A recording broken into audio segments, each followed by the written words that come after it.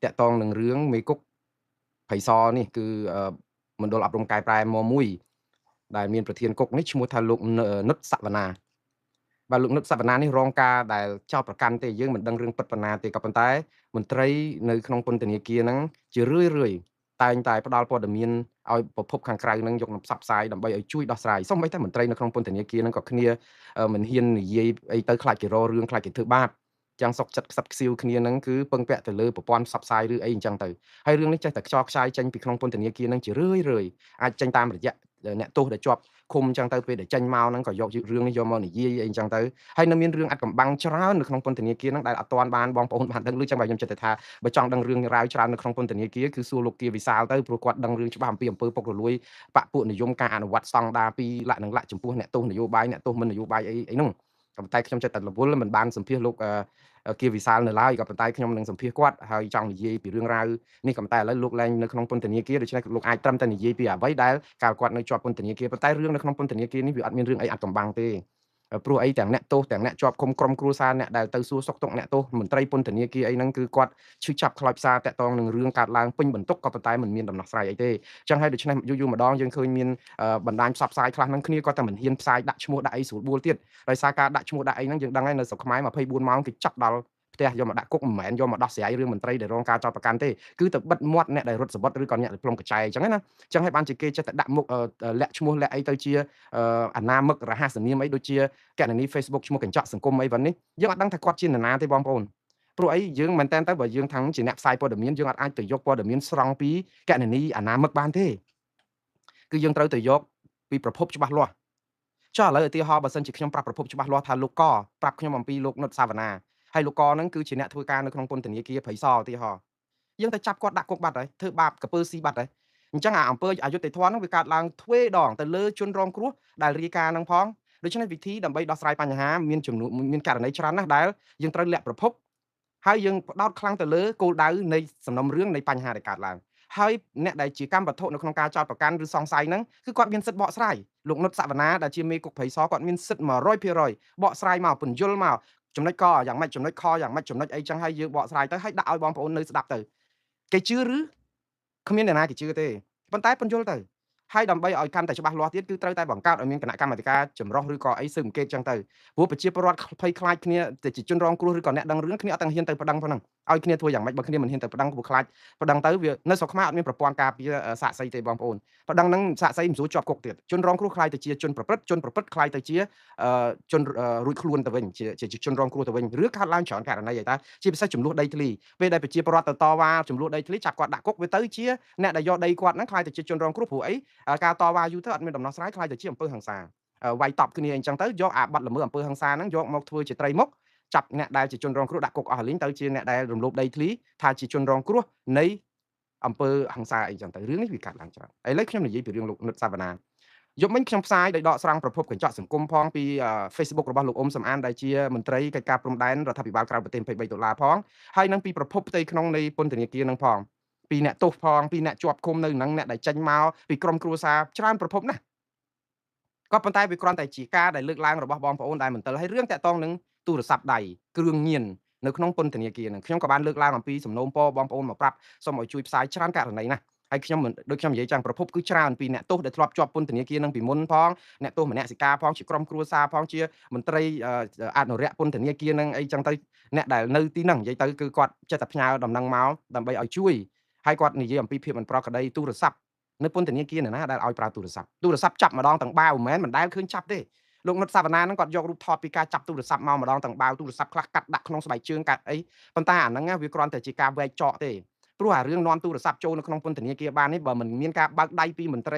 ឬក៏ប្រធានពន្ធនាគារទេក៏គ្មាននរណាអាចនាំចូលបានដែរព្រោះអ្នកទាំងអស់នោះសុទ្ធតែសោកលុយបង់លុយអីអញ្ចឹងតាមសាក្សីដែលគេនិយាយមកដល់ពេលយូរទៅចាប់មួយសារទៅធ្វើដូចជាកក្រឹកកក្រែងថាយុទ្ធនាការហ្នឹងមានប្រសិទ្ធភាពប៉ុន្តែដូចវែកចកអញ្ចឹងបងប្អូនព្រោះនៅក្នុងពន្ធនាគារបើយើងធ្វើតឹងគឺបានន័យថារបស់អស់ហ្នឹងអត់ទេប៉ុន្តែយើងអំពើពុករលួយនៅពេលដែលអ្នកមានលុយមានអីគេសោកគេថែមលុយគេអីទៅចុះយើងមានរឿងអីឆ្ងល់ហេតុអីបានជាអ្នកទោសមនសិការអ្នកទោសអីជាប់គុកដល់ថ្ងៃចេញហើយអត់ដោះលែងទៀតជួនកាលយឺតនីតិវិធីហ្នឹងឃុំខ្លួនគេលើសនីតិវិធីទៀតជាប់គុក2ឆ្នាំដល់ថ្ងៃ2ឆ្នាំហើយនៅរេរនៅហ្នឹងទៀតតែបើមន្ត្រីក្រុមគ្នាគាត់អុកញ៉ាមហាមន្ត្រីគឺថាជាប់គុកជាប់អីហ្នឹងគ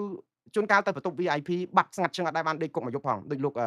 ថោងសារ៉ាត់លោកគិតធៀងអីចឹងបងរបស់លោកគិតមេងដែលជាអង្គការនៅក្រុមហ៊ុន Mobitel និងក្រុមហ៊ុនផ្សេងៗទៀតនៅកម្ពុជាអីចឹងដែលស្និទ្ធនឹងគណៈបកប្រជាជនកម្ពុជាហើយដល់ពេលតែអញ្ចឹងទៅបងប្អូនចេះតែថាទៅថាគេអនុវត្តច្បាប់គេខ្លាំងរឹងឥឡូវនិយាយពីរឿងទូរស័ព្ទនិយាយពីគ្រឿងញៀនចូលគ្រប់ពន្ធនាគារហ្នឹងគឺថាចែកចាយសម្បំអ្នកនៅក្នុងគុកគេនិយាយខ្ញុំឯណាតែដឹងរឿងក្នុងគុកហ្នឹងខ្ញុំឯណាតែដែរជាប់គុកព្រោះអីខ្ញុំធ្លាប់ចូលគុកច្រើនដងកាលខ្ញុំនៅស្រុកខ្មែរតែមិនមែនចូលទៅជាប់គុកទេខ្ញុំចូលទៅបកប្រែព្រោះអីយូរម្ដងមានមន្ត្រីខាងស៊ើបអង្កេតផ្នែកសិទ្ធិមនុស្សផ្នែកអីហ្នឹងគេទៅឬក៏មានអ្នកណាគេចង់ទៅជួបអ្នកទោសទៅសួរសុខទុក្ខទៅតែជាជនបរទេសហើយយើងចូលទៅបកប្រែខ្ញុំមិនចង់និយាយរឿងហ្នឹងទេព្រោះអីខ្ញុំទៅបកប្រែហ្នឹងក៏ខ្ញុំដឹងអំពីអំពើពុករលួយយ៉ាងប្រសាចតាំងពីយូរហើយនៅក្នុងពន្ធនាគារហ្នឹងប៉ុន្តែខ្ញុំជាអ្នកបកប្រែគេឲ្យបកប្រែខ្ញុំបកតែប្រែអញ្ចឹងទៅប៉ុន្តែទៅសោកលុយមន្ត្រីទៅសោកលុយមេគុកហ្នឹងបានហើយដើម្បីឲ្យទៅជួបអ្នកទោសអ្នកអីដើម្បីនិយាយបានអីហ្នឹងគឺបរទេសហ្នឹងបងលុយបងអីជួនកាលគោះទាជាដូរទិញជាសបកកង់ឡានសបកអីថាខ្ញុំអត់ចង់និយាយទេក៏ប៉ុន្តែខ្ញុំថារឿងទាំងអស់នេះនៅពេលដែលប្រាក់បៀវត្តហ្នឹងវាទៀបអំពើពុករលួយវារឹតរួចវាតែងតែកើតមានហើយព្រោះអ្នកខ្លះអំពើពុករលួយកើតឡើងដើម្បីក្រពះតែអ្នកខ្លះកើតឡើងដើម្បីយកមានបានមកហើយឥឡូវយើងមើលរឿងលោកនិតសាវណ្ណាដែលខ្ញុំនិយាយពីរឿងគ្រឿងញៀននិយាយពីរឿងអីចឹងគាត់នៅលើគ្រឿងញៀនហ្នឹងមានប្រជាពលរដ្ឋអ្នកទោសឬក៏អីក្រុមគ្រួសារគេថាគ្រាន់តែឆែកគ្រឿងញៀនបានទៅប៉ះនៅលក្ខនៅខ្នើយរបស់អ្នកទោសណាម្នាក់ដកខ្នើយឡើងឲ្យកោយគ្រប់អ្នកទោសតែម្ដងដើម្បីជាការដោះស្រាយបញ្ហាអីចឹងធ្វើទៅគឺថាជាការរំលោភសិទ្ធិអ្នកទោសអីចឹងគេលើកឡើងមកហ្នឹងរករឿងអីចឹងទៅហើយគេថានៅពន្ធនាគារគឺគេអញ្ចឹងគេអនុវត្តមិនឲ្យអ្នកណារួចខ្លួនទេតែមានបញ្ហាអីគឺគេដោះស្រាយហើយបងប្អូនតទេគាត់ផ្ញើសារមកឧទាហរណ៍ដូចតាក់ទងនឹងសារព័ត៌មានណា Facebook កញ្ចក់សង្គមអីចឹងគាត់ផ្សាយឈុតអំពីលោកនុតសាវណ្ណានឹងធ្វើអីយកអារូបភាពមួយដែលលោកនុតសាវណ្ណាគាត់ធ្វើផ្ទះណាបងប្អូនគាត់ធ្វើផ្ទះខ្លួនឯងឯកជនហ្នឹងណាកញ្ចក់សង្គមហ្នឹងយកមកផ្សាយថាដឹកអ្នកទោសយកឲ្យគ្នាទៅធ្វើលីស៊ីម៉ង់លីថ្មជួយរៀបធ្វើផ្ទះឲ្យគាត់តាមពិតអ្នកទោស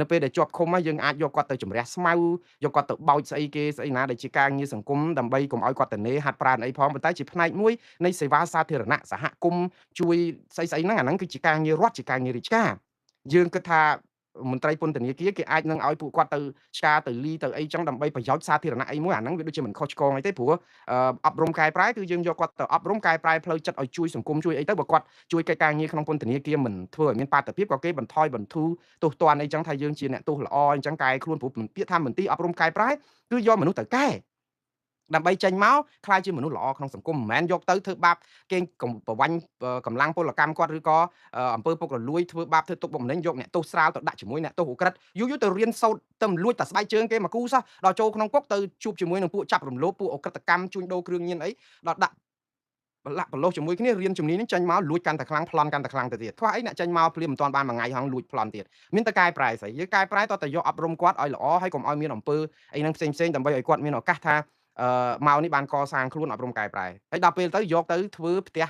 របស់មេគុកលោកនុតសាវណ្ណារូបថតគេយកអ្នកទោសអ្នកអីចុះទៅជួយលីថ្មលីអីគាត់អាចនឹងយកមកបកស្រាយថាអាហ្នឹងជាកិច្ចការងារសង្គមជួយស្អីអាហ្នឹងគាត់ចេះតែបកស្រាយប៉ុន្តែរូបភាពគេមកអញ្ចឹងខ្ញុំមែនតើទៅខ្ញុំពេញចិត្តនឹងការតបរបស់លោកនុតសាវណ្ណាដែរទេលោកឆ្លើយមកព្រោះអីលោកជាមេគុកលោកជាមន្ត្រីរាជការលោកស៊ីប្រាក់ខែរាជដូច្នេះភារកិច្ចរបស់មន្ត្រីរាជការគឺបកស្រាយទៅអ្នកណាគេចោតប្រកាន់អីចោតទៅកុំធ្វើត្រូវឲ្យដូចគេចោទអ្នកណាថាអីថាទៅកុំធ្វើឲ្យត្រូវដូចគេចោទហើយឡើងមកបញ្យលខ្ញុំកោតសរសើរដែរលោកនុតសាវណ្ណាច្រើនលើកច្រើនគ្រាគឺគាត់តែងតែយកប្រព័ន្ធផ្សព្វផ្សាយនិងសារព័ត៌មានហ្នឹងគឺគាត់តែងតែឲ្យផ្ដល់ព័ត៌មានតាមពិតនិយាយឲ្យស្មោះត្រង់ណាលោកនុតសាវណ្ណាគឺជាតាំងពីអ្នកនាំពាក្យគុកព្រៃសរមុនគាត់ឡើងធ្វើជាមេគុកព្រៃសរមកម៉េះគឺជាមន្ត្រីមួយរូបក្នុងចំណោមមន្ត្រីក្នុងជួររដ្ឋាភិបាលដែលឆ្លើយស្ទប់អ្នកសារព័ត៌មានបានទាន់ចិត្តអត់អល់ឯកទេខ្ញុំសូមសរសើរលោកដែរនិយាយឲ្យស្មោះគឺលោកសាវណ្ណាមិនដែលទាស់មិនដែលឆ្កងមិនដែលរារែកនៅក្នុងការឆ្លើយតបអ្នកសារព័ត៌មាននេះអានេះខ្ញុំនិយាយអំពីការពិតជាក់ស្ដែងប៉ុន្តែពេលដែលខ្ញុំឈប់ធ្វើការឲ្យវិទ្យុអាស៊ីសេរីមកគឺខ្ញុំដាច់ខ្សែរយៈជាមួយលោកនុតសាវណ្ណាលោកនៅតែមានបណ្ដាញសង្គម Facebook អីប៉ុន្តែខ្ញុំមិនមែនជា friends ជាអីរបស់លោកទេប៉ុន្តែខ្ញុំឃើញតែពេលសារព័ត៌មានដូចជា RFE ភាសាខ្មែរដែលជាវិទ្យុបារាំងអន្តរជាតិភាសាខ្មែរនៅស្រុកខ្មែរអីសម្ភាសអីគាត់សម្ភាសបកស្រាយរាល់តែដងនេះគឺជាចរិតមួយដែលគួរឲ្យសាទរដែរទេព្រោះអ្នកនាំពាក្យនៅស្រុកខ្មែរភាគច្រើនកិច្ចអ្នកកសែតអត់ចង់ឆ្លើយបើឆ្លើយទៅឯណានៃនោះឆ្កុយឯណានោះឲ្យតែគេជេរចឹងដែរប៉ុន្តែឥឡូវកំពុងតែសរសើរលោកនុតសាវណ្ណាថ្ងៃនេះគឺលោកទម្លាក់សិលធម៌គាត់ទាបមែនតើខ្ញុំមិននឹកស្មានថាលោកនុតសាវណ្ណាមានសិលធម៌ដ៏ទាបដូច្នេះខ្ញុំធ្លាប់ឲ្យតម្លៃគាត់ដែរពីមុនមកដូចខ្ញុំនិយាយចឹងខ្ញុំថាគាត់នឹងជាមនុស្សដែលឆ្លើយតបឆ្លើយដល់ពេលគាត់ឡើងទៅមេគុកដូចរៀងបន្តិចឬក៏អាចថាកម្រិតហ្នឹងរៀងខ្ពស់បន្តិចចាប់ផ្ដើមប្រទេសផ្ដាស់បដោយហើយថ្ងៃនេះ